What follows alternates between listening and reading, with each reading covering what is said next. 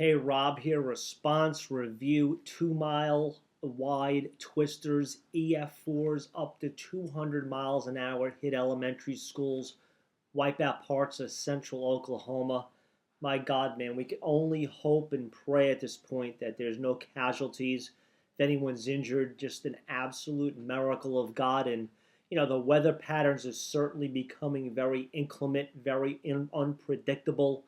And the Bible's very now. Someone says the Bible. Well, I'm a minister of the gospel. You desire to subscribe to my ministry channel via YouTube. Go for it. But the Bible's very clear in the book of Matthew, talking about inclement weather towards the end of time, and there'll be more earthquakes than at any other time, more wars. Now, most of the earthquakes you don't hear about because they're not really worth mentioning, or the wars, but simultaneously, when you see more earthquakes taking place and wars and tornadoes, hurricanes, tsunamis, my God, man, this is the beginning of the birth pangs. We've got to have our lives surrendered, submitted to the lordship of Jesus Christ. End of story, period. Really, the plan God has for everybody is He desires to be in the center of our life, or the center of our heart. And the only way God can have that plan fulfilled is He has to have an invitation, simply because God will never crash, knock, or blow the door down to your heart. God's not a party crasher.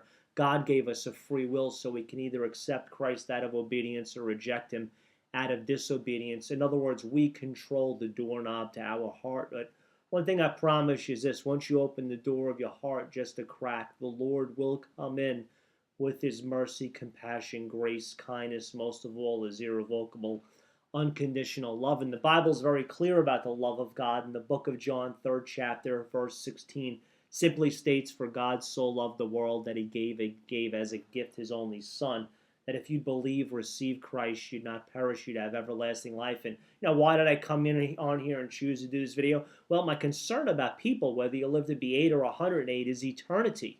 We're never going to die. We're all going to live. So when we all take our last breath, we're spiritually created beings. And either you live with God in heaven, or you live separated from God.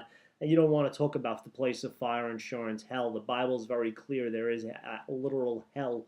And you don't want to go there for a millisecond. Obviously, it's hot. But if you desire to recite a simple prayer after me, say, "Jesus, thank you for dying on the cross for my sins. Thank you for being my Lord and Savior." God bless you if you prayed that prayer. Under the search Rob Wood 1, and many of the ministry videos where I do talk about the Bible, Christianity, heaven, hell, angels, demons, etc. Friends, the Lord loves you. Be blessed today.